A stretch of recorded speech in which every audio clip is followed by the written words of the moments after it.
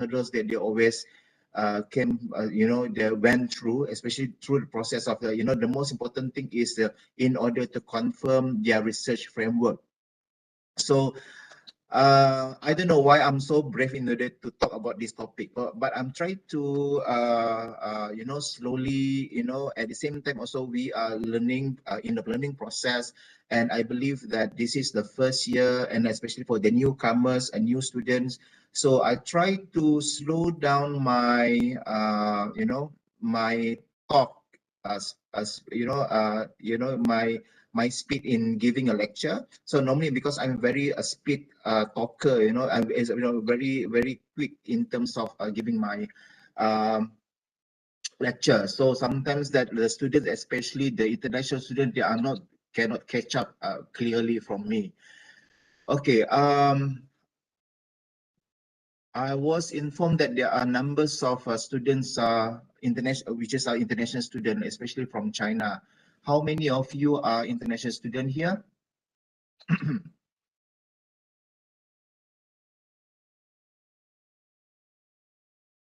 Sudah-sudahlah tu Izianti, nak payahlah kau. Okay, so the international students, so I hope that maybe you just try to follow and also try to understand, learn as much as you can from this session, because I believe that the research framework especially is a very, very important. And also it's a very, I would say it's very critical. It's very critical, especially whenever that you are doing your research, your master's research, that is very critical. And then whenever that you meet your supervisor, also research framework is a very, something that always comes to your mind. Even though me myself, when I supervising my student, whenever I meet them, so I'm always asking, our main topic is how are you going to confirm that your research, that whether you can pursue to the next stage. Okay, so that is one of normally I would say it's a very scary topic among the students. Okay, so without further ado, let me go to the next slide. Okay, so this is the outlines for today's session.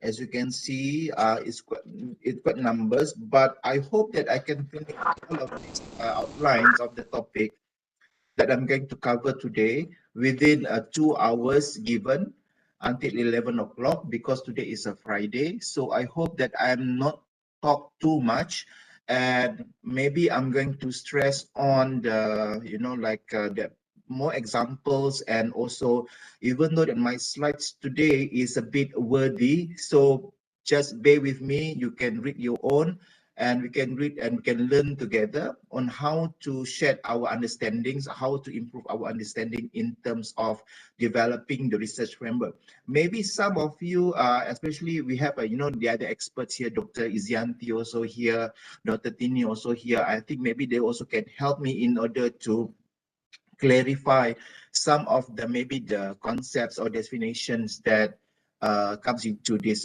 class for the research framework. Yeah, so these are the outlines. As you can see, you can look at that. We are going to have the research framework definition, and after that there's theory, and then after the theoretical framework, and of course the conceptual framework. Sounds is a bit, because actually this session today for 2 days, for 2 hours a session is only focused more on the theoretical framework and conceptual framework. And especially because my aim, my purpose of at the end of this class is at least you have a better guideline. Maybe you have some idea how to develop your framework, especially because you are in the first semester. If you are in the second semester, or if you are in the second year, I think that you have to think more critically, how it's a very, you are in hurry in order to make sure that everything is confirmed of your research framework, so that it's easy for you to go and then go to the next process of the proposal defense, right? So this is the outline. So next, go to the next one is what is the research framework? So I know that every one of you know already the research framework is all about. So I'm sure that every one of you who already just started your PhD or master's research, maybe you already have been, few years in your research struggling, or maybe you are working hard in order to develop a good, very clear, or maybe, of course, a very impactful research framework to your study. And maybe that you already, are still progressing, maybe discussing with your supervisor that whether this framework is still okay, in the process in order to clear up your framework before you go for the next proposal defense. For those who are already, not in the first year or first semester, maybe I can ask you these questions. How many of you already clear or confirm your research framework? If I may know that all the participants here, which is the senior lah, not the newcomers lah. I don't want to use the the seniors, because of it seems that you are quite late already start your research. So it's better you don't say that you are not in the first year, you are not in the second as the first semester, that you already clear your research framework, then which is already confirmed with your supervisor. Adakah? Ke balu-balu? I'm not asking what is your framework lah, but definitely I just want the participants from you only. Okay, so that is the research framework. So the research framework is provides an underlying structure, okay, or model to support our collective research efforts. So it is normally used as a guide for researchers so that they are more focused in the scope of their studies. So this is the research framework for. Okay, so whenever if we have the research framework here is in order to systemize, in order to guide our research direction, so that whatever that we want to do in our research is within the scope of our framework.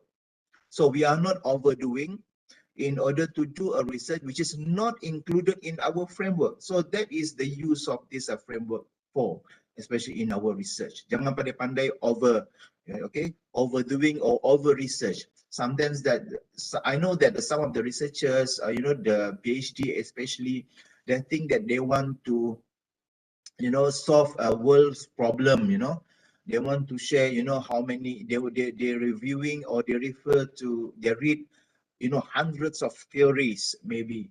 So they want to solve all of the the problems in the world. So you just need to do actually for the research framework, you just pick any of them, because of you just come back to your purpose as a PhD student or master student. If you want to do a PhD, because the timeline given for you to do a PhD is only 3 years, or the most is 5 years. Sometimes people can go up to 10 years. So you have to make sure that the research given to you is between this timeline. So which means that it's a doable within this time. I just share you one of my experience last time when I did my PhD in South Korea. So one of the, since that just to be frank with you, actually whatever my PhD is not the topic that I want to do actually.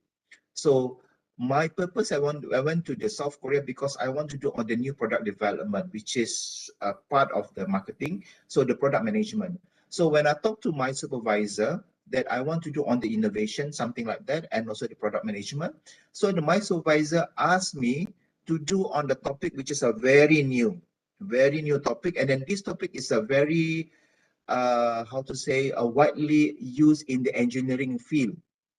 Okay, I have to be the engineer and everything. So he asked me to do that topic. So when I look at into that topic, then the topic that time is a competency trap. Okay, sorry, innovation trap, competency trap, if I'm not mistaken. So that is a competency trap. So when he asked me to do that topic, right, I tried to search and learn, try to read articles and the literature. Very, very few, even, or I would say is only 1 or 2 articles related to that topic in management or in a business. So that means this topic is a very new. So I have to develop a new something in my area, which is, oh my God. So that time I was very, I would say is um, worried, definitely. And I very say that how I'm going to finish this research within these 3 years, because of my government, Malaysian government, sent me to South Korea to finish my PhD within 3 years. So if I want to do on this topic, I don't think that I'm going to finish 3 years, not even 5 years, maybe 10 years. Okay, because of that topic, it's a very new and it's a very ambitious. That is what my supervisor asked me. So what I did is, and then he gave me another alternative. So he said, you already presented a one paper in a class before this, and then that paper was very interesting, and that paper is considered new in South Korea. Why don't you just proceed with that paper? So he proposed me with that paper.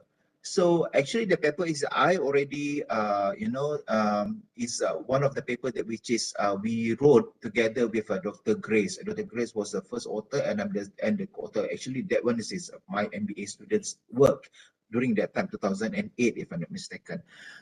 So I proceed with that paper, and then I just extend for my PhD.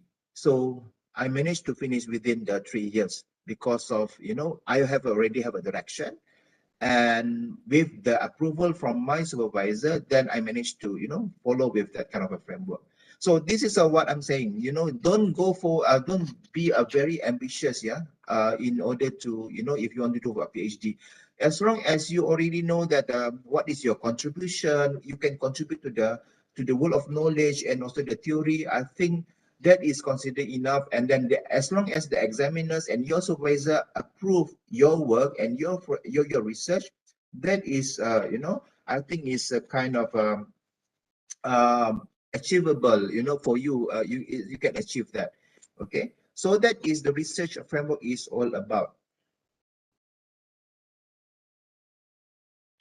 So now, what is the theory? I know some of you already know what is a theory, right? You already tried to read, now in the process of reading what theory I'm going to use, right? So that is a theory. So according to Klinger and Lee 2000, theory is a set of interrelated constructs, which is a concepts, definitions, and propositions that present a systematic view of phenomena by specifying relations among variables with the purpose of explaining and predicting the phenomena. So these are the theory is all about. Actually, the theory has to be interrelated lah. It has a definitions and propositions that present a systematic view. So in other words, I can say that the theory has three major characteristics. Namely, number one is a set of proposition, which is consisting of defined and interrelated constructs. Okay, a theory sets of the interrelations, okay, among the among a set of variables, which is a construct, and in so doing presents a systematic view of a phenomena described by the variables. And number three is a theory explains phenomena. It does so by specifying which variables are related to which variables and how they are related, thus enabling the researcher to predict from a certain variables to certain other variables. So these are the basic, the theory definition of is all about. So I'm sure that there are many definition. I think it's almost the same. This is what I attracted to because of the Klinger is quite a prominent author also. So I just borrow their the definition of this theory is all about. So the theory has to be a set of proposition. They must have the interrelation variables among them. You must have the constructs. They have the how you do this and that, how you're going to extend from that theory, and they present a systematic view of the phenomena. Okay, So a theory explains the phenomena. It does so by specifying which variables are related to which variables and how they are related, thus enabling the researcher. Okay, so that is the characteristic of the theory. So in a more simple way, in order to give you something like a more understanding on this theory, I try to borrow, try to refer to the paper by Kivunja, which is try to put this theory definition into a metaphor. So he said that in the metaphor, he would say that the generalization meant by a theory enables you to see the forest instead of just a single tree. Okay. However, the generalization can occur at three levels of increasing sophistication in breadth and depth, known as micro level, meso level, and macro level. Okay.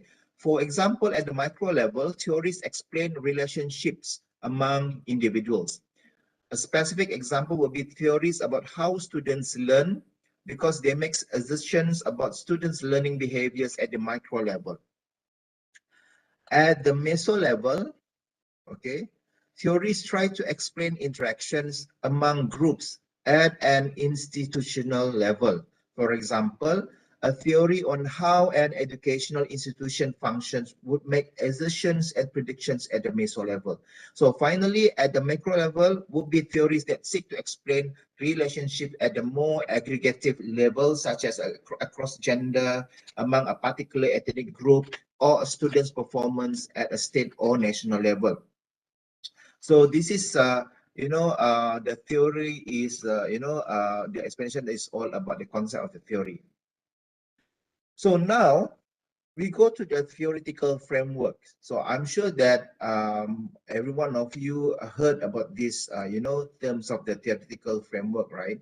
So you know that the theoretical framework, some of you maybe already have in mind what is your theoretical framework you're going to refer in your research.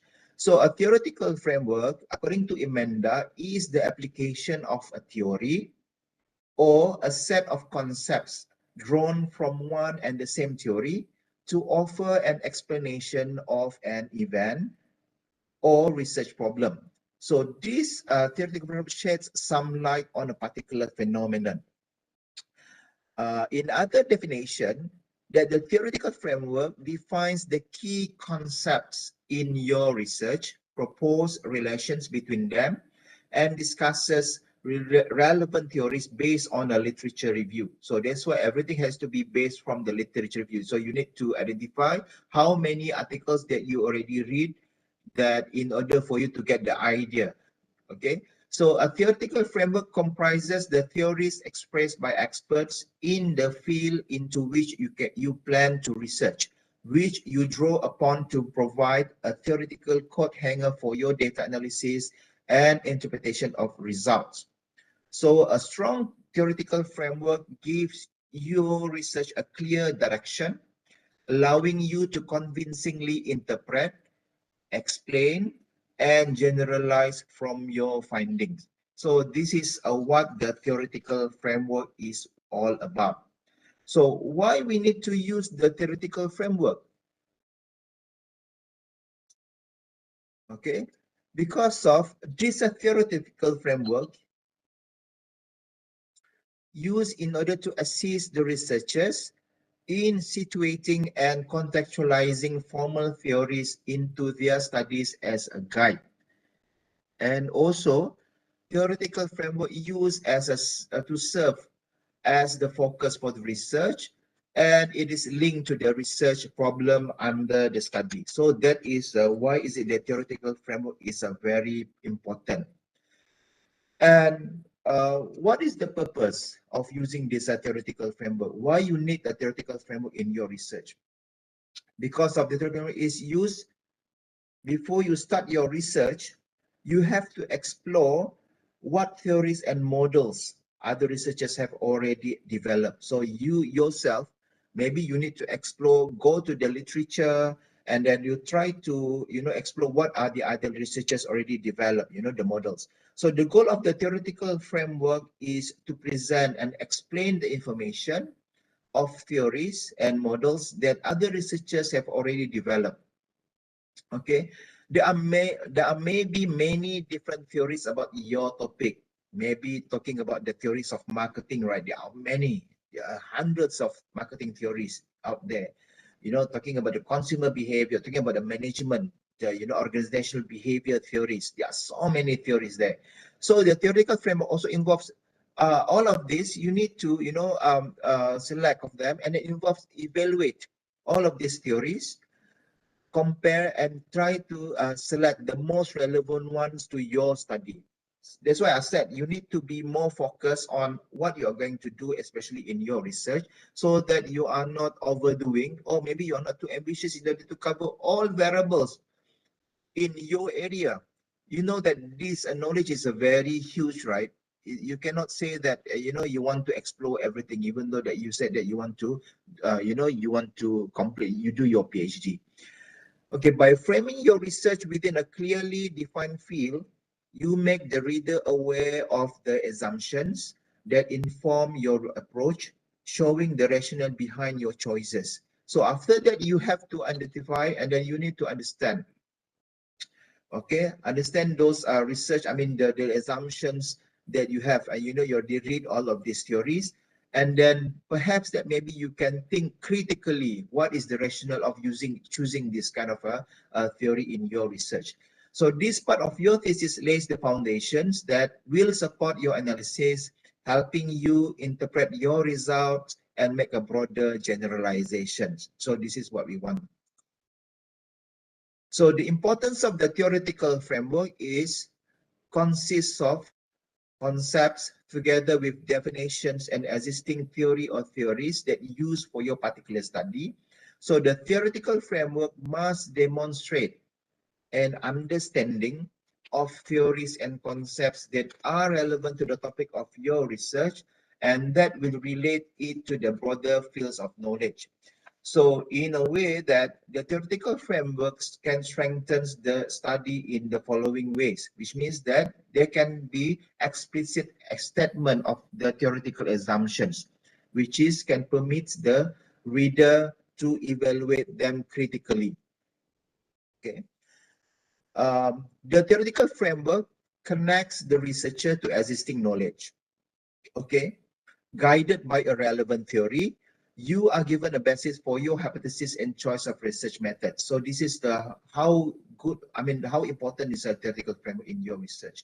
And articulating the theoretical assumptions of a research study forces you to address questions of why and how, and permits you to move from simply describing a phenomenon observed to generalizing about various aspects of that phenomenon. And having a theory helps you to identify the limits to those generalizations. A theoretical framework specifies which key variables influence a phenomenon of interest, alerts you to examine how those key variables might differ and under what circumstances. So sometimes that the theoretical framework gives you,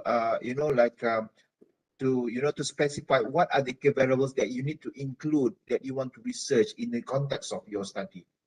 So by virtue of its application nature, a good theory in the social sciences is of value precisely because fulfills one primary purpose: to explain the meaning, nature, and challenges of a phenomenon, often experienced but unexplained in the world in which we live, so that we may use that knowledge and understanding to act in more informed and effective ways.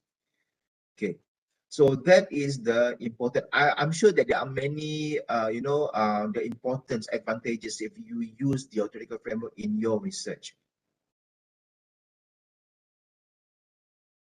So, is a research story the same as a theoretical framework or underpinning?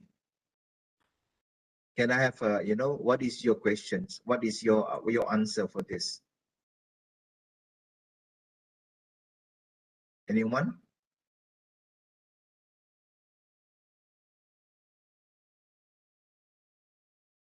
Anyone want to answer this? is the research theory is the same as a theoretical framework or underpinning. After we already, okay. Any other opinion, response?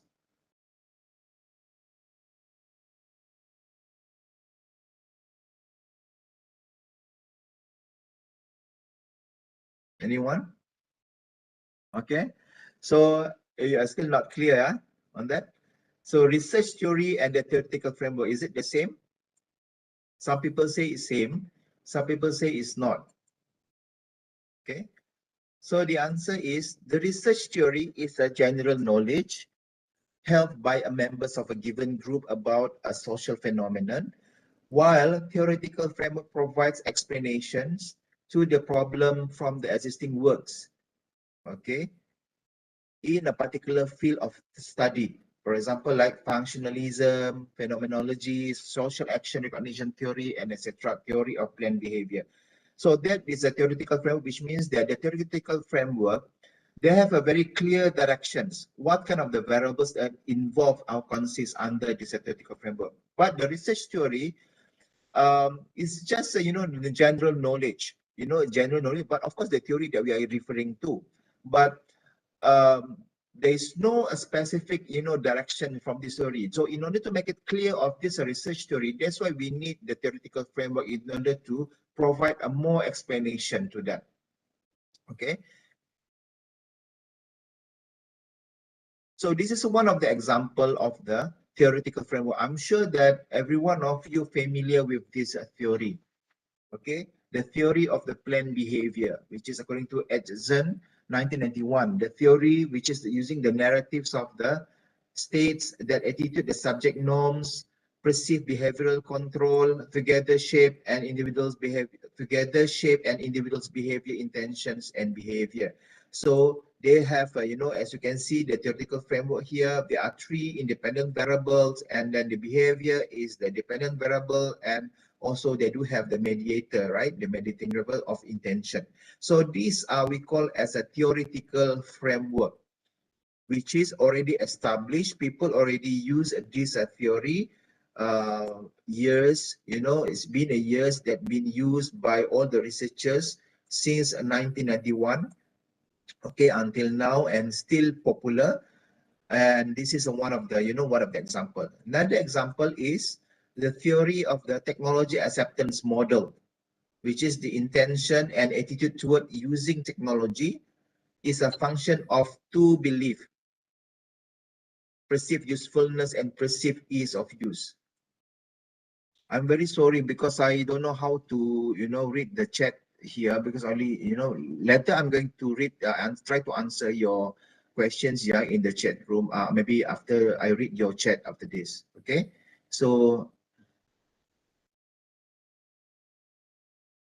okay. So let me finish. I only have about 30 slides only for this session. So after that, maybe I can open for the Q&A, then we can have a discussion. Okay, so this is another example of the technology acceptance model by Fred Davis, 1986.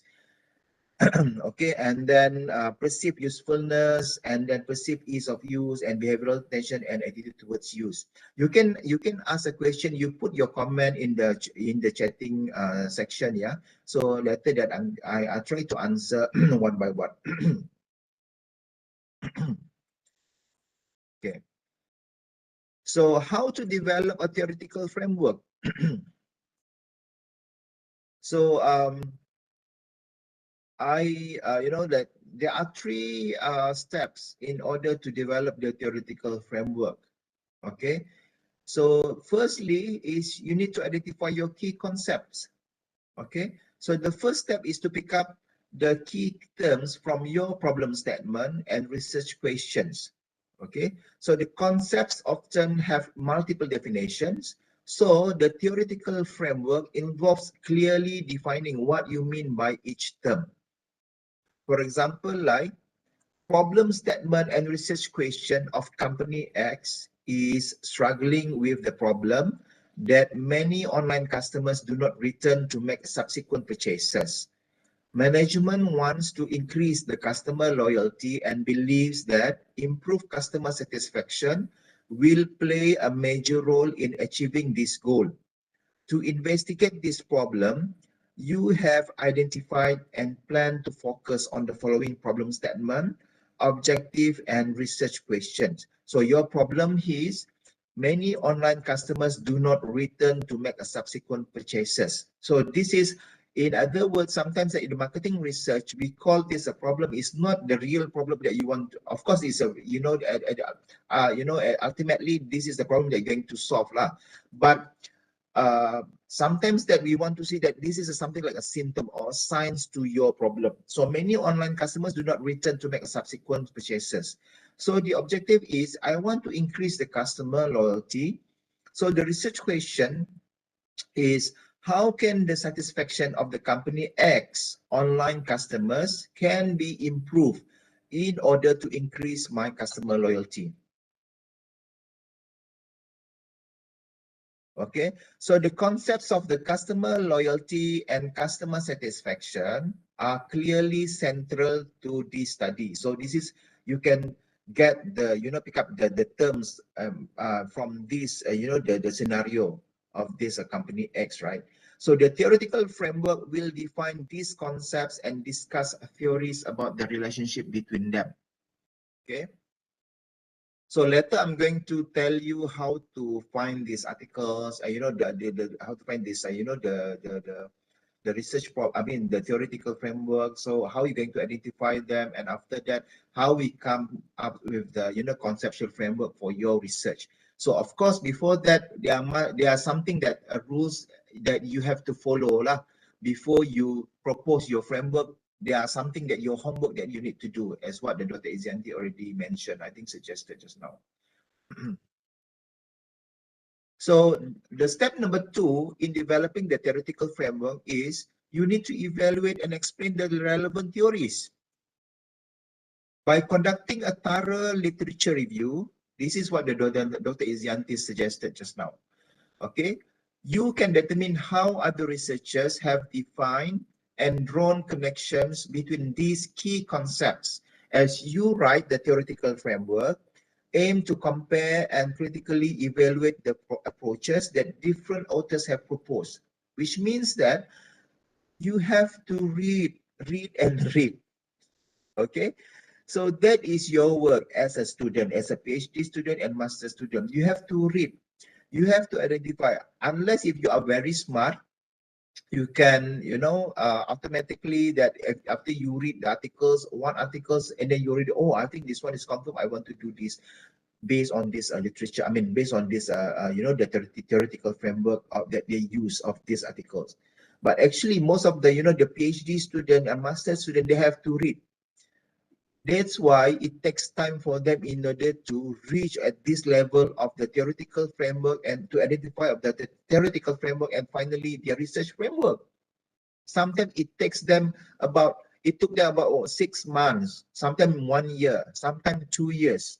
For myself, it took me last time for my masters, because I'm still new, I'm still blur, it took me about 2 years in order to come up with my framework. It's very slow, right? But the process, that one is that every month I have to read about 30 articles. Okay, 30 articles. So you just times a 3 month, 1 month, 30 articles times 2 years for 24 months. So how many articles that you need to read? At least 1 articles 1 day, in order to, to get a better understanding. Okay.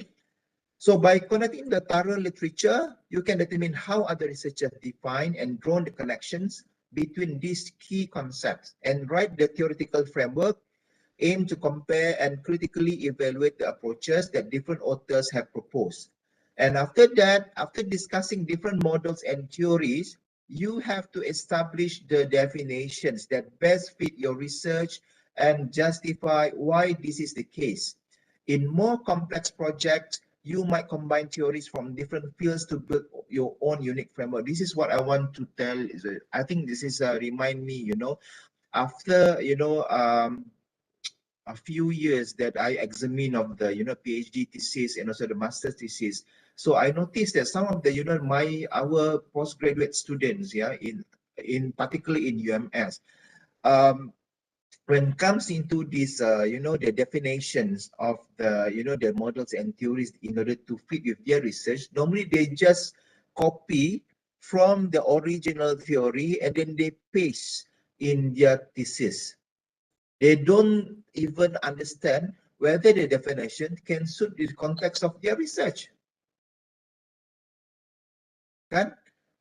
So that is the better one. So that's why you need to really understand your topic. For example, like I want to use the theory, which is this theory is, apply or practice in the hotel industry. And your research you want to do in the online shopping industry, for example. So since that some of the articles and some of the variables that use in the hotel industry is not suits in order for you to use 100% of that definition in the online shopping, you need to modify the definition in order to suit and to make it suit with your context of your research in the online shopping. Okay. And after that, you need to make sure to mention the most important theories related to your key concepts. If there is a well-established theory or model that you don't want to apply to your own research, explain and why it isn't suitable for your purposes. So this is a thing that you have to, most of the students, they're always lacking of.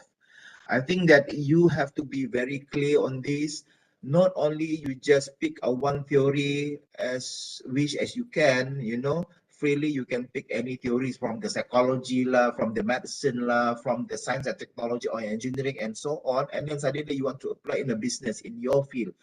I think without any justification, without a very a very strong justification, without a strong justification, why you want to choose that theory in your area, that is no use. I think you need to justify, because at the end of the day, when it comes into the proposal defense, when it comes into the final viva voce, I'm sure that the examiners are going to ask you this question. So what? Why you choose this theory?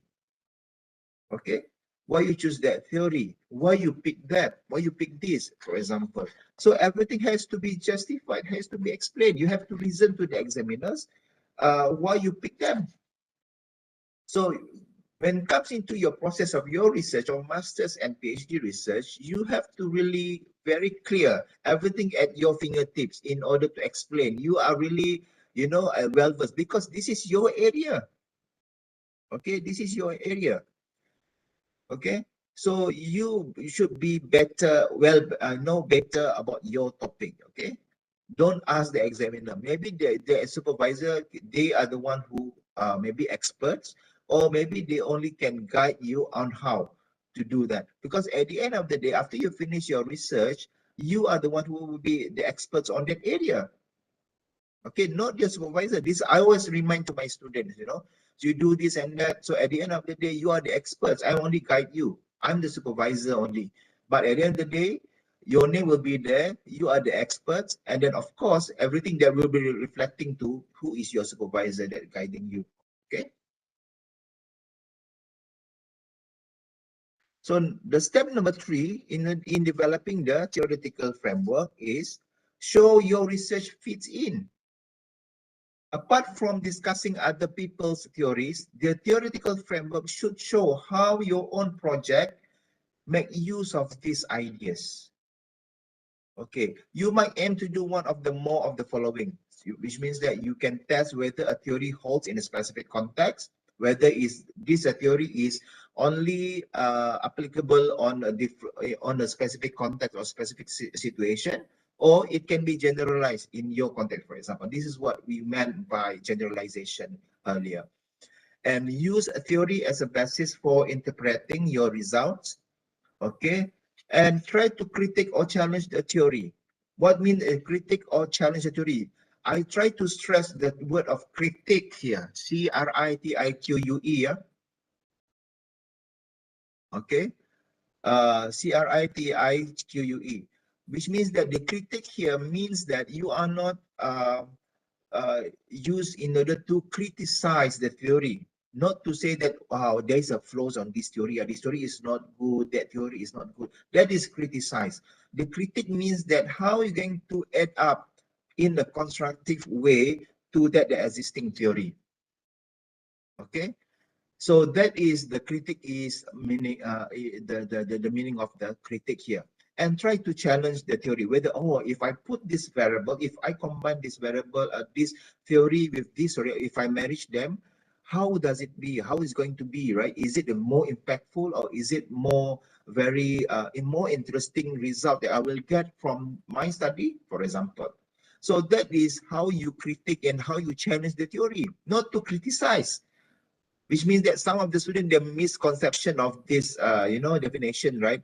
They think that after the end of the day, at the end of the research, oh, I think because of there is a tree of the independent variables of the theory of planned behavior, and then because of my result shows this, I think this one of the independent variables should be taking off, and it should be omit from the theory. So I want to propose to adjourn that he was wrong actually when he proposed that this independent variables. So he should use two, which is I already proved in my research. Not like that. Okay, that is criticized. You want to blame, you put a blame on the original or the existing theory. So that is the critic and or challenge of the theory here. And you combine the different theories in a new or unique way, or if relevant, you can also use the theoretical framework to develop this for your research. I try to come back to the combining different theories. This is a quite popular, familiar among the researchers. Even the students, they are widely used of this kind of techniques, because at the end of this, my session today for this session, so maybe I'm going to show you the examples and how to use, how to combine. So this is a very, I would say is not to say simple, I would say is more directive and very have more guidance, very clear guidance in order to use. Sometimes you want to combine, but don't simply combine lah. So I think the combine different theory is one of the unique way, and I mean one of the very popular way in some of the the researchers are doing now, especially in the postgraduate studies. But of course, don't, as I said, don't simply combine them. You have to justify why you choose this theory A and why you choose this theory B, and you combine them. So it has to be, something like even though if you want to combine two or more theories, uh, there must be a chemistry between them, okay, in order for them to be connected, okay. So number three, that is a number three. So that is how you develop the theoretical framework. So this is the sample, okay, of the theoretical framework of, just to give you the example of the theoretical framework, okay. The theoretical framework defines the key concept in your research, propose a relation between them, and discuss relevant theories based on literature review. I think this is almost a repetition, so but I just want to give you an example here. A strong theoretical framework gives your research direction, allow you to convincingly interpret, explain, and generalize from your finding. So the sample problem statement and research question will and the literature review will serve, okay, will serve as the basis for preparing your theoretical framework. So which means that, as I said earlier, you have to read, and read, okay, as many articles as you can.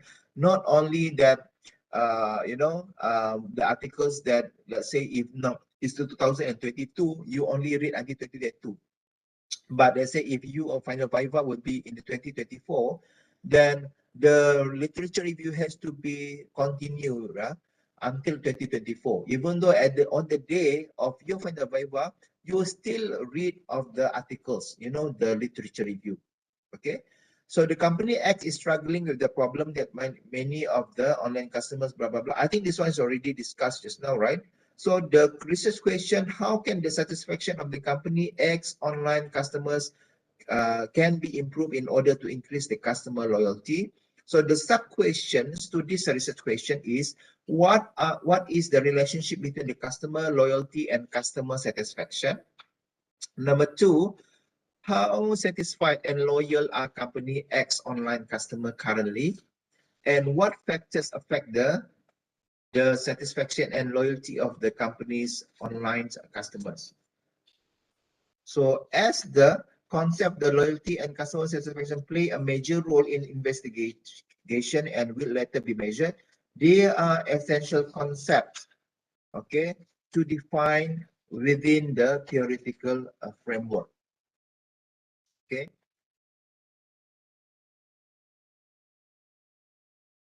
So talking about the customer satisfaction, okay, I just give you the example here.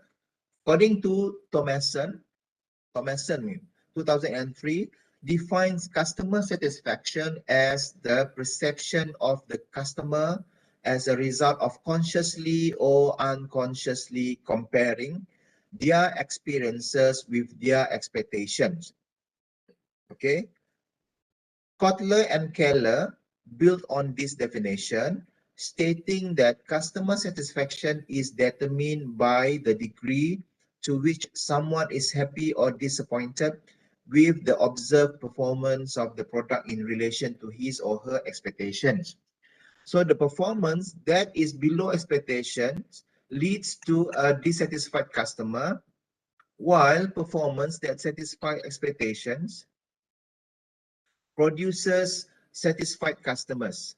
So expectations being exceeded leads to a very satisfied or even pleasantly surprised customer. So the definition of the Zedham and Bittner is a slightly different from that of the Thomason, which is the satisfaction is the consumer fulfillment response. It is a judgment that product or service feature or the product of service itself provides a pleasurable level of consumption-related fulfillment. Zedham and Bittner's emphasis is thus on obtaining a certain satisfaction in relation to purchasing. So this is Zedham and Bittner. And the Thomason definition is the most relevant to the aims of this study. Since that the company X that they want to to solve the problem of the their problem of the customers' loyalty. So they think that the Thomason definition is more relevant in order to be applied in their study. So they given the emphasis is places on the unconscious perception. So although Zedham and Bittner, like Thomason, say that customer satisfaction is a reaction to the experience gain, there is no distinction between conscious and unconscious comparisons in their definition. So the company X claims in its mission statement that it wants to sell not only a product but also a feeling. As a result, unconscious comparison will play an important role in the satisfaction of its customers.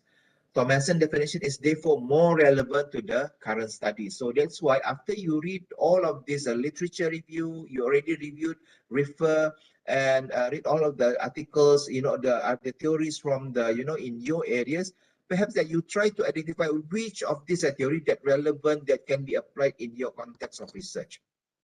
Okay, so the Thomason customer satisfaction model here, which is called value proposition and other influences that have impact on the final customer satisfaction.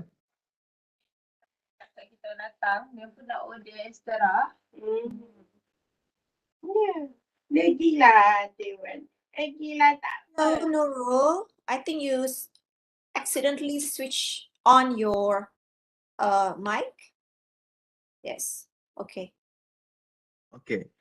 So that is the the Thomason customer satisfaction models, as you can see here. So that's why the company X, they are deciding in order to use this model in their research, their theoretical model, theoretical framework in their research as a base in order to extend for their research to solve their problem. So that is the sample of the theoretical framework. So where we are going to put the theoretical framework? Okay. So sometimes in the thesis or dissertation, the theoretical framework is sometimes integrated into a literature review chapter, but it can also be included as its own chapter or section. If your research involves dealing with a lot of complex theories, it's good idea to include a separate theoretical framework chapter. For example, does it mean here is normally for the theoretical framework, most of the researchers or the students of PhD or masters, normally they discuss of this the part of the theoretical framework, I mean the theories of the past researchers in the chapter 2 of the literature review. Sometimes that if you ask me, according to my style, normally I start with the theories first. So whatever that the theory that has been explored in this area, and before I go further into the discussion of the past researchers or past studies are using that variables, for example. So that is normally my the structure for me, like if you ask me. Maybe you can ask your supervisor what is the best way in order to put, where is the best way to put the theoretical framework. But let's say if your theoretical framework, for example, like the theories that you reviewed or you read, there are so many in your area. For example, for instance, is the customer satisfaction just now. There are 20 theories, for example. And all of these theories talking about the customer satisfaction. I think it is advisable for you to put or discuss of this theoretical framework or the theories in one chapter. You have to put in another chapter lah. So that is my advice lah. But at the end of the day, you still have to refer to your supervisor for that. Okay, and there are no fixed rules for structuring a theoretical framework. The important thing is to create a clear logical structure. So one option is to draw on your research question, structuring each section around a question or key concept. So as in all other parts of your thesis, make sure to properly cite your sources to avoid plagiarism. Okay, so everything is clear, yeah, for the theoretical framework. So now we go to the conceptual framework. So what is the conceptual framework is all about? So the conceptual frameworks can be graphical or in a narrative form showing the key variables or constructs to be studied and the presumed relationships between them. Okay. Another definition of the conceptual framework is defined as an end result of the bringing together a number of related concepts to explain or predict a given event or give a broader understanding of the phenomenon of interest or simply a research problem. So all of the concepts that use to investigate a research problem drawn from one theoretical perspective. Okay. So a conceptual framework represents the researcher synthesis of the literature on how to explain a phenomenon. So it maps out the actions required in the course of the study, given his previous knowledge of other researchers' point of view and his observation on the subject of research. In other words, the conceptual framework is the researcher's understanding of how the particular variables in his study connect. So thus identifies the variables required in the research investigation. So it is a researcher's map in pursuing the investigation. In another argument, I mean, statements about the conceptual framework is the set is the sets the stage to present the particular research question that drives the investigation being reported based on the problem statement. So the problem statement of the thesis gives the context and the issues that cause the researcher to conduct the study. And the conceptual framework lies within a much broader framework called a theoretical framework. So the latter draws support from time-tested theories that embody many researchers' findings on why and how a particular phenomenon occurs. Okay, so that is, as you can see here, that the conceptual framework can be a set or can be a combination or can be the integrated from different theories that can in order to give a direction to your research. So when to use this conceptual framework, and why is it important for you to use this conceptual framework? So the conceptual framework is mostly used by researchers when existing theories are not applicable or sufficient in creating a firm structure for the study. Okay, so this is, I repeat, the conceptual framework used by the researcher when the existing theories are not applicable or sufficient in creating a firm structure for the study, which means that, for example, I give you the theory of planned behavior. So the theory of planned behavior, since that this theory of planned behavior is already established, right? So there's no point for you to, to criticize or add up on that, unless if you want to give the constructive comments or constructive ideas to that, the existing theory of the planned behavior, and you want to combine with the other theories in order to suit in your context of research. So which means that the original of the TPB is not sufficient to study on your area that you are doing now.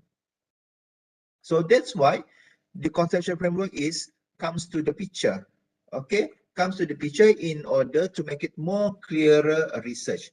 Otherwise, if you just stick to that theory of the planned behavior without any additional variables or without any contribution to that theory, which means that we call as a replication.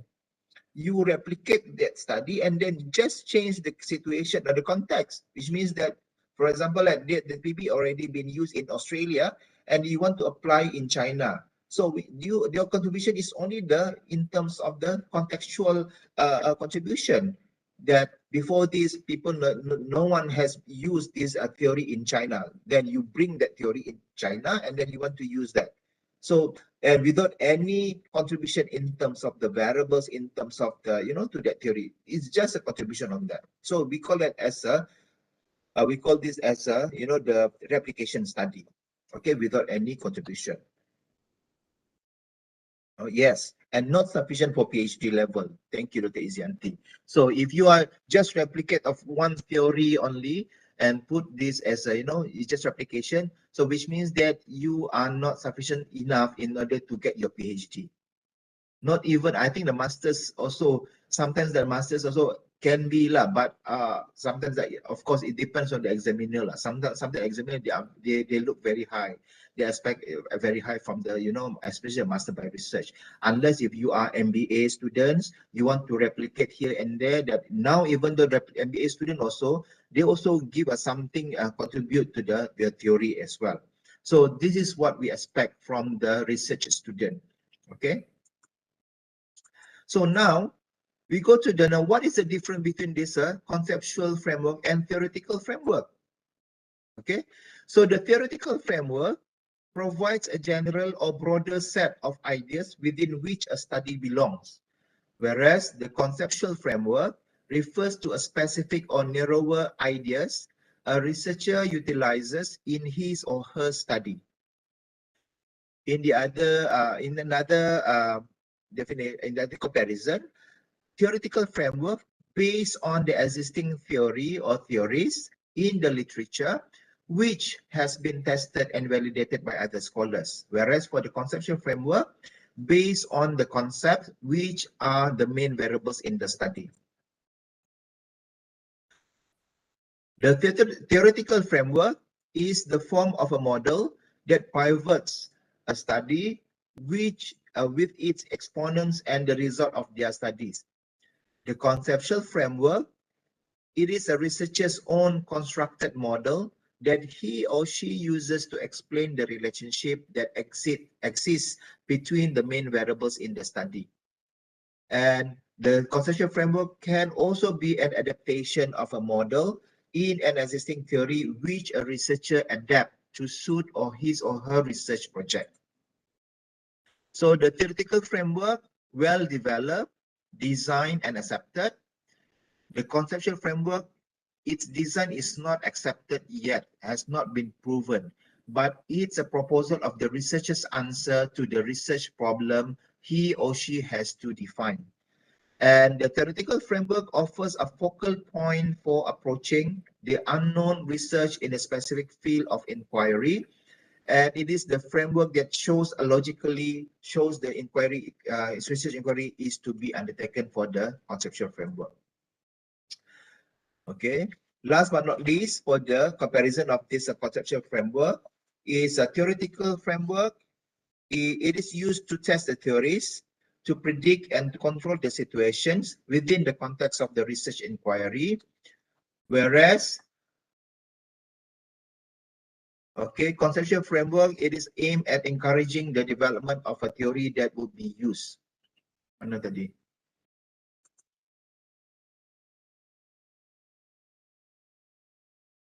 How to go and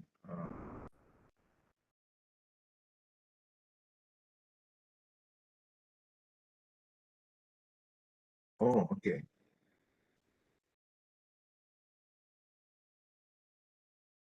Ya, sekejap ya. Okay, if I think so, conceptual framework can be part of the theoretical framework, which are supplements to my theoretical framework. Yes, correct. Linley. So which means that you have to identify your theoretical framework first. Then after that, then you can go propose of your conceptual framework. So that's why sometimes that the researchers, I mean the examiners especially, when if you go to the proposal defense, right?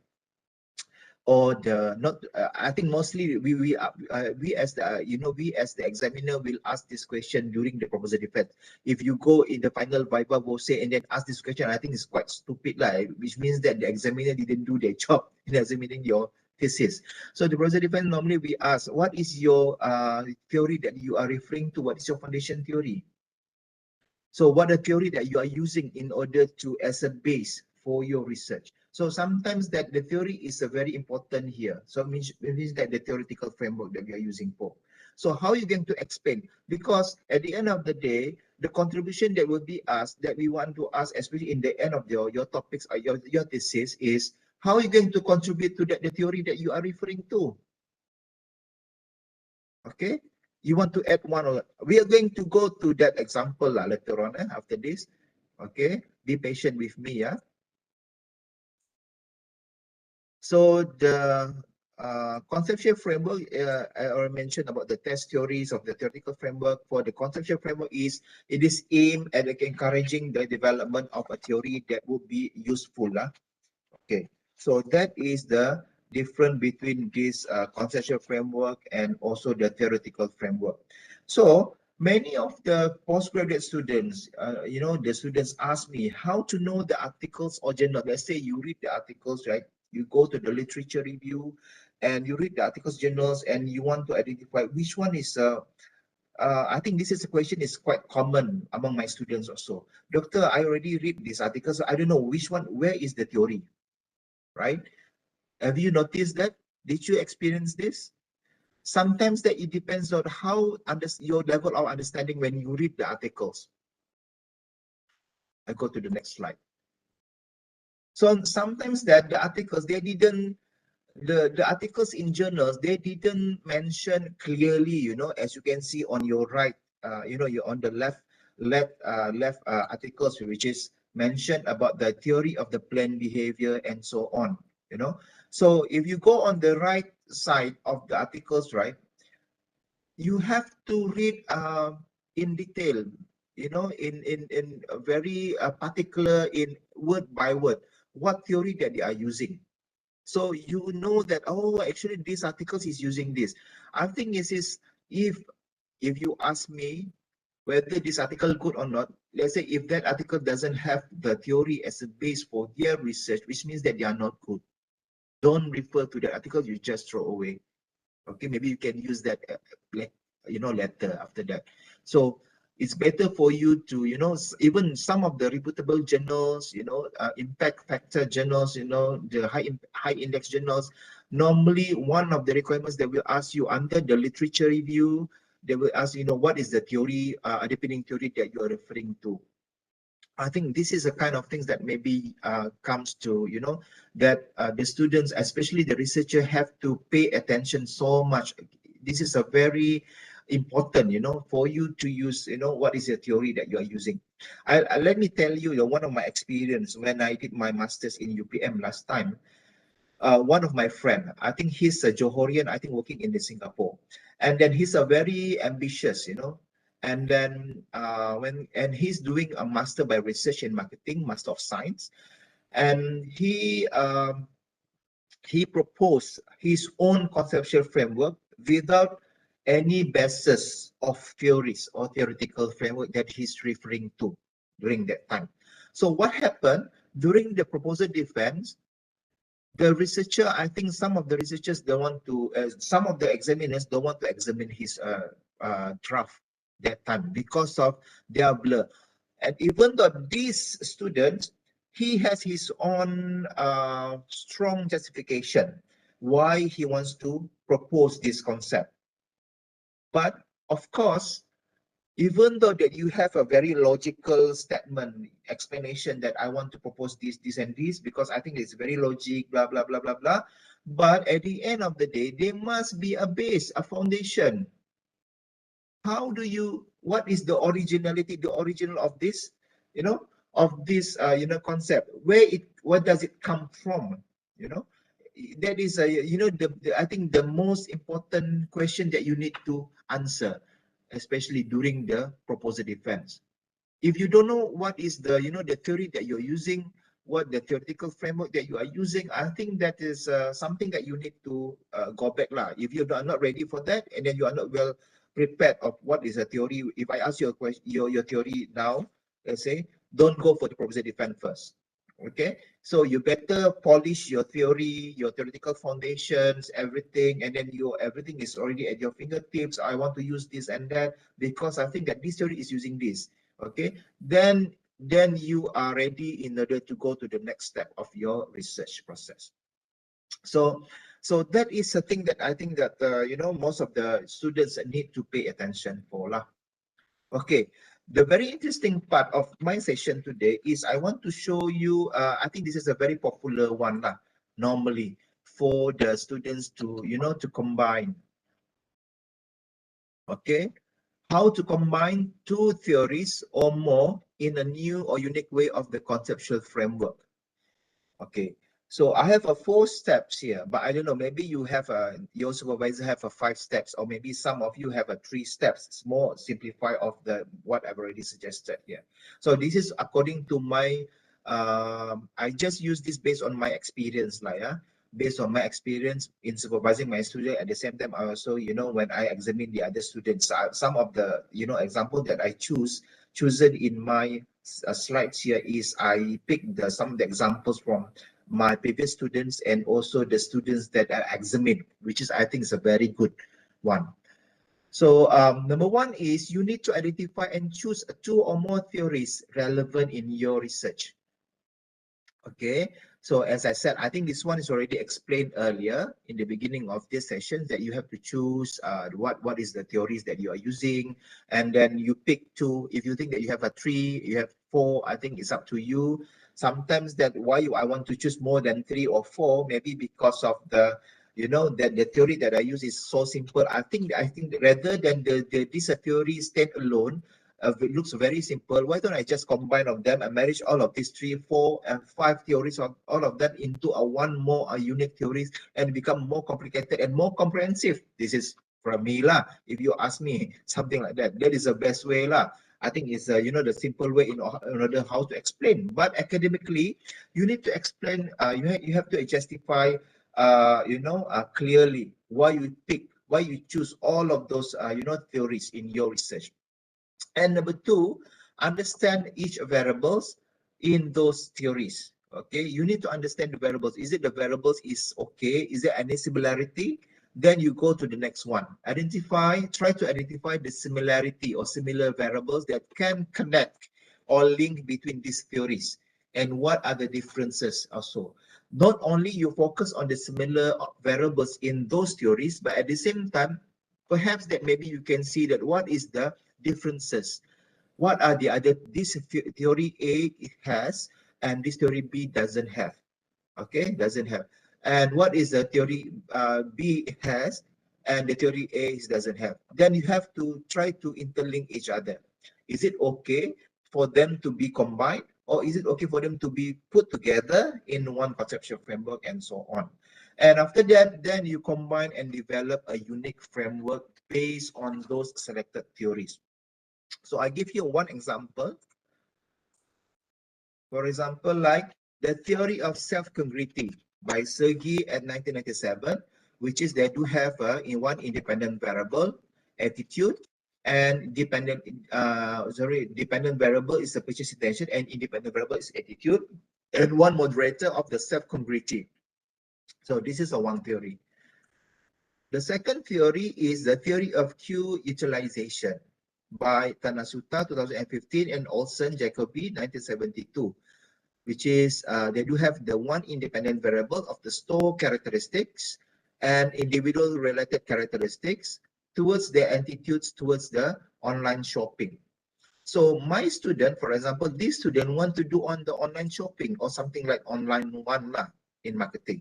So he want to combine the previous one, the self-congruity theory with this, the theory of queue utilization. So they come up with this theory, which is combined with these two, and they become the one unique way of a conceptual framework. Understand or not? Okay, so which means that in this case, if you look at the theory of the self-congruity, the attitude was the independent variable, right? And the purchase intention is dependent variable. So in this new conceptual framework, the purchase intention maintained as a dependent variable. However, the attitude become the mediator. So in this case, the store characteristic and individual related characteristics were the the independent variable in this framework, which is influence the attitude towards the online shopping and also the purchase intention. And the self-congruity maintained as the moderating variable. So that is the simple way on how to to combine the framework. Yeah. The other example, sorry. The other example is apa pula ni? Sorry. So I go to this framework lah, yeah, because I think maybe the previous slide is very shy, don't want to show to you. So I better to go to the next slide lah. So this slide is talking about, this is one of my master student last time. He did on the young Malaysian consumers' attitude and intention to imitate the Korean celebrity endorsement, okay, by Roazha 2019. So one Roazha did on the celebrity characteristic, individual characteristic on the attitude, okay, used by the theory that he used that time was a theory of the parasocial interaction in 1956 by the Houghton and Wool, and also the theory of imitation by attitude toward imitation and intention. So he combines of these two theory into a one single framework, which as you can see on the right side. So it become the master's thesis studies by research this time. Okay. So I think this is the kind of the example of the how to develop. This is a very, I think, as I said, for the combination of the two theories and more, I think this is more, I would say, is quite a popular among the students, because is you just read the theory. Sometimes that because of, for example, I give you an example here. Let's say if I pick these are two theory of parasocial interaction and theory of imitation. So I include all of them into my framework, right? So let's say, how about if I just pick the celebrity characteristic towards the intention? I don't want to use I want to exclude the individual characteristic as a part of it. I want to omit the individual characteristic in my framework. Is it okay or not? If you ask me, what do you think? Sometimes if you have to justify why you want to put away the individual characteristics. Is it a very strong reason? You have a very strong reason that you think that individual characteristic is not suitable in your context, in your research? Okay, so if you can put that, then why not? If you ask me lah, I don't know. Some examiners, they have a different perceptions, but to me, but of course, it's not easy. If you want to exclude these, any of the variables from the original one. okay, in your proposed framework. Okay, so I think that's all for today. I hope that I am within the time given. So I leave it to any questions from the, the participants. Okay, let me check first, yeah. Thank you, Dr. Azizi. Oh my God, there's a very clear explanation, yeah, from you on the differences between this both conceptual and also the other for the research students, yeah. There's a lot of questions here, Dr. Azizi. Okay. Okay. Motion wants your slide. Oh, you want to say? Okay, sure. So I'm going to share the slide to the secretariat, yeah. Yep. So then you can ask from the, I think Pon Elizabeth will going to, to share with you later on, okay. Yeah. Any more questions regarding your? I hope that everyone is already, everyone has, a clear direction, yeah, how to develop, because this one is, I think, is very critical. Even my student also, I always stress on this. Your conceptual framework. What is the theory? What is the theory? Is there anything that you can expand from your theory? That perhaps that you can go into that. Any one of you? Any question? That you don't be shy, yeah. Yeah, Dr. Z, I would like to share that Yeah. common mistake lah, Yeah. common mistake among the students. They have problems, they have problem statement. Oh, doctor, I want to solve this problem, They have problem statement, although the gap is not that huge, but okay lah, ada problem statement. They have question, okay, the question will be this, then. But they forgot about incorporating the theory into it, kan? That's common, right, Dr. Azizi, on that? Yes. Yeah, that's why you always ask your student, okay, if you choose this study, okay, what theory that can be used, right? Yes. That would be your answer lah. Mm-hmm. But doctor, doesn't mean that you need to read the theory first, right? Bukan you read the theory, you have to understand, really understand. Yes.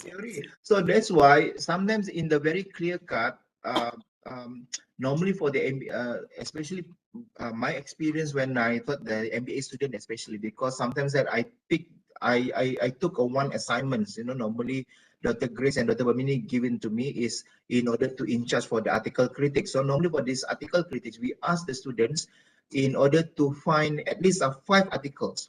You go and find 5 articles. For example, like I'm interested in the customer satisfaction. You go to try to search 5 articles studied on the customer satisfaction. Only, yeah. Oh yeah. Then let's say if you want to be more focused, I want to study on the customer satisfaction in the hotel industry. Then you try to search 5 articles in the in the hotel industry. Try to compare. Put all what of theory these they 5 articles in one table, and then after that you compare them. What is let me share to you, yeah. If you allow me to share some of the I think the slides that I given to the macam mana nak share balik ni lupa dah. Okay, one moment. Unshare first, go ahead. Unshare first. Okay, I have to macam mana nak minimize I'm not really familiar with this Webex. Minimize apa, Ji? Macam mana mau minimize this Webex So di tepi tu kan, atas tu. Up there is a button. Can you see that? Then to you want to go to your desktop, is it? Yes. Oh. Yeah. How? Oh, okay. To my meeting. Oh, okay. One moment.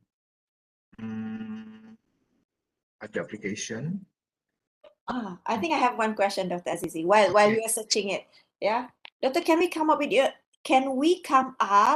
our own theory, doctor?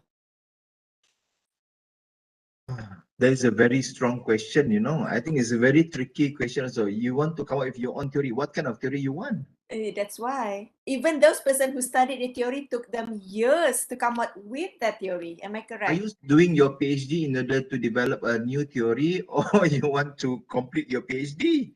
Yeah, so it's kind of impossible. Remember that I mentioned earlier about my study. My supervisor asked me to do on the competency trap in South Korea. So that one, he asked me, actually, he wanted me to develop a new theory, to propose a new theory in the area, because that theory, especially the studies that has been done on that area, is already, just a few studies has been, done in the engineering field, none in the marketing and also in the management. So he wanted me to come up with that kind of theory. So I don't think so. That's why I said I don't want, because of it took me maybe not only 5 years, maybe 10 years or maybe 20 years. But of course, the impact of that theory, when you develop, your name will be there, and then people always refer to your theory. That Aziz's is a very good theory. one. Exactly. Imagine, like Maslow's theory, Aziz's theory, like that, right? It's very prominent Exactly. because studying the theory itself, it's very tedious lah, not just Right. simply. That's why you cannot just create your own theory. Cannot create your own theory. At least you have a basis for that. Correct. Okay. One moment ya. Baru dapat cari. Sekejap. Doctor, is it common? Oh, we have one question, Doctor. Doctor, is it Okay, common sure. that scholars in top journals do not use a proper or non-theory to underpin their work, but previous literature taking it as the proper theoretical framework? What do you think? Come again. Yeah, maybe you can read it. It's common that scholars in top journals do not use a proper non-theory. Humberto, okay. Doctor, is it common that scholars in top journals do not use a proper non-theory to underpin their work, but previous literature taking it as the proper theoretical? What do you think? I think it's okay. Yeah, it's okay because It's okay. It's not a sometimes they problem. want to use new theory Yeah, to I give you one yes. example, Humberto Ramirez or Humberto, I don't know how to address you. So, Mr. Ramirez, yeah. So I think one of the example, I become the internal examiner with one of the PhD student in our school, our faculty last time. And then this student, I think his study is very good study. But one of the question from the external examiner, which is a very prominent examiner in that area, asked him, why is it he used the theory which is not very established? And then the theory was published in the proceeding, not even in the high impact journals. That is the question. So the examiner gave him major correction.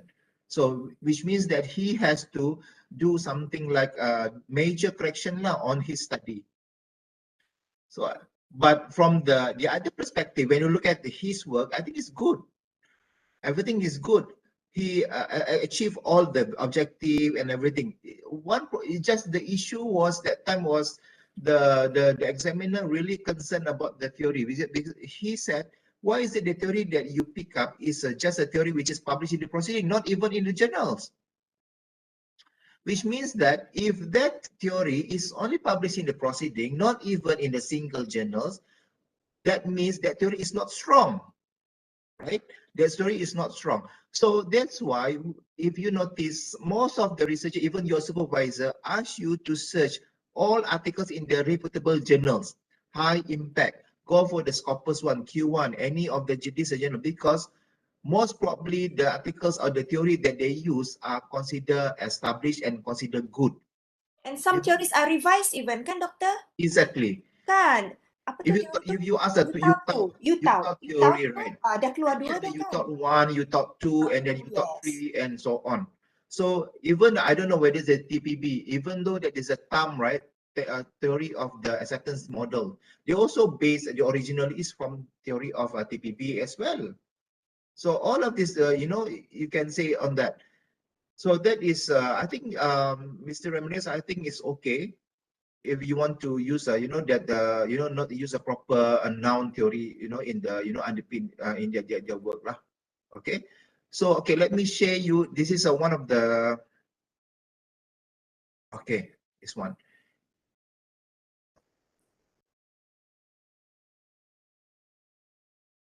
can you see okay? Are you sharing it now, Dr. Azizi? Yeah, Because we are looking at your PowerPoint, not your desktop. yeah, Oh, correct. how to do articles critic. Okay, yeah. Okay, now. Okay, correct. Okay. Okay, let me see. This is a question by Meng Ting. Yes, This question, Meng Ting was actually asking.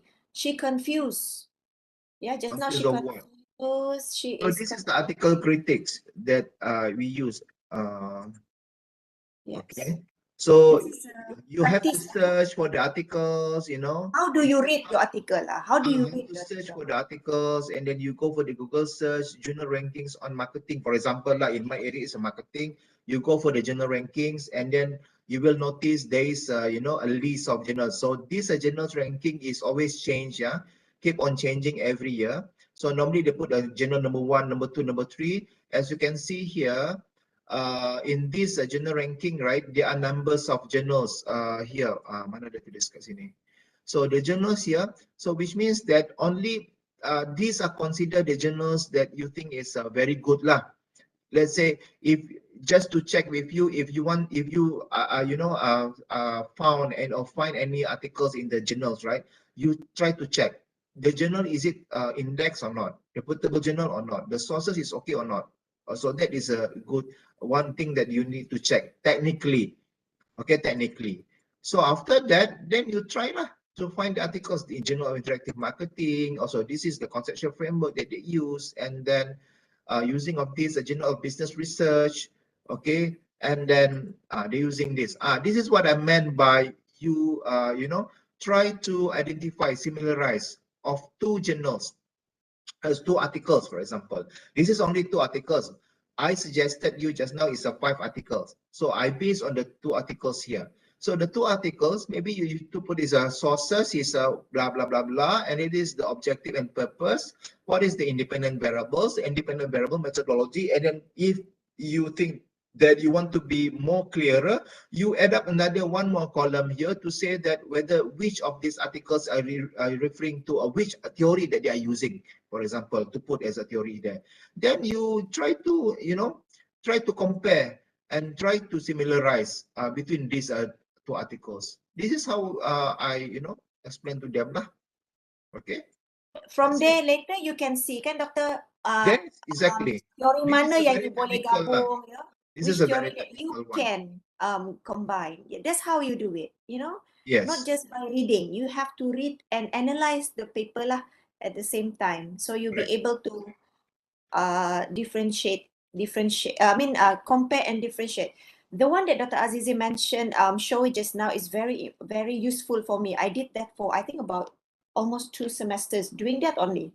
Just to Exactly. read, just to find the issues, just to read the articles, what is the difference, what theory they use, what variables that they don't touch on, you know, just to come out Exactly. later when my supervisor asked me, how do you know that this study has not been studied? You know, so you can tell the supervisor, okay, actually I've done this.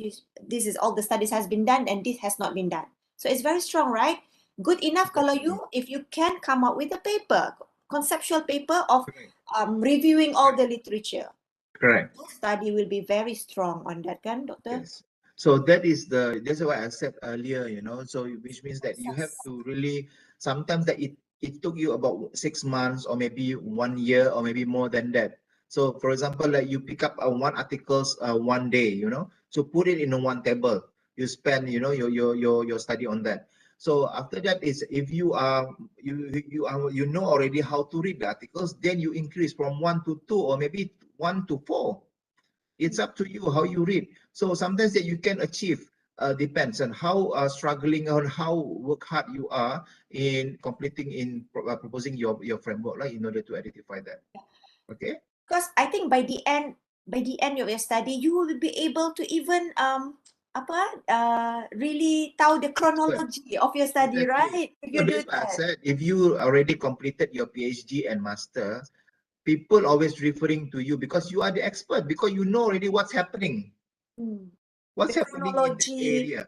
The what year. chronology. Okay, I know that area. I know that area because last time that when I did my master was different because I did on the export marketing performance. So when I attend the interview at that time, so one of the manager asked me, okay, so what is the prominent scholar? I easily can say that the prominent scholar in this area is Albert and Slater, for example. Because you already read all the theories and also the relevant, because everything is there. Okay. Correct. Yes, correct. You will be the scholar for that Exactly. particular You area, can be you a know. So expert in that it area. is Not your very supervisor, the important. experts. Definitely your Yeah. supervisor is already expert in their field, but they are guiding you, they are supervising you. Since this is your work, you are the experts, Betul, right? betul.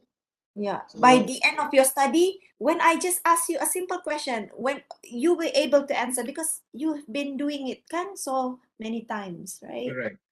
Yeah. So any more questions? Is that clear, Question, is that everyone? clear? Oh my God, it's so interesting. For I'm I worried that myself learned a lot my of things lecture is today. not that Although, clear. So maybe you are still blur. I don't know what to do this and that.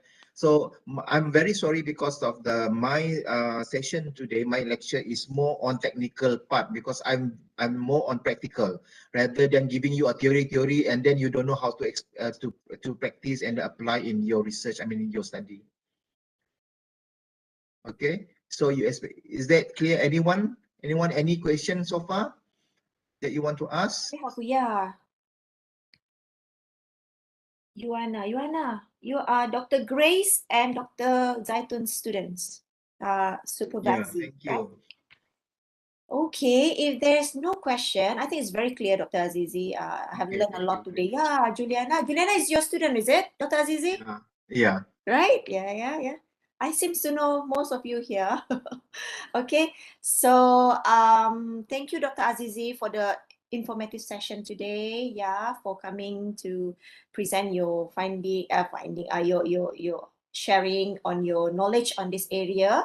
Okay, we thank you, and also maybe you can put your address, email address, just in case they want to email you, Doctor. Okay. Kalau ada, you can also share with your friends who want to do PhD ka. That is my, my email address. She's Yeah. he For is your very busy reference. person. Dr. Aziz is very busy person. Very busy. Very Busy body also. I'm very busy body with my students. yeah, Okay. he will always ask, where is my student? Izanti, where is my student? That's why. Okay, maybe we can take photo Puan Elizabeth. Bagus ni. Very Doctor. clear, very simple kan? Dia simple dan mudah, easy to understand macam tu. Okay, let's switch on your camera. Perhaps no attendance today, but I can see from here. Okay. Tidak ramai buka kamera kan? Oh, tidak ramai, tidak apa. Tidak apa. Okey ya. Take foto ya. Okey. Okay. Smile. 1, 2. Smile. Zaris, you are there, Zaris. I can see you. Okey. Freestyle. Freestyle. Free lah kita. Dr. Tini. Okey. Dr. 1, Tini. 2. I have one question. Dr. Tini Yeah. is here. Dr. Tini, if qualitative, do you come up with theory first? No, right? It depends whether you inductive or deductive. It Okay, depends. that's different. Yes, that's different. The one that Dr. Aziz is mentioning today is more into quantitative research, yeah. Yes, Qualitative correct. is different cara pula, different ways. Yeah. Okay, betul. You can call Dr. Tini lah for the qualitative. Yes, Kau next time we ngancam. call Dr. Tini. Okay, thank you everyone. Okay. Bye. Thank you everyone. Bye. Bye. Have a good weekend. Don't forget your Thank you. theory.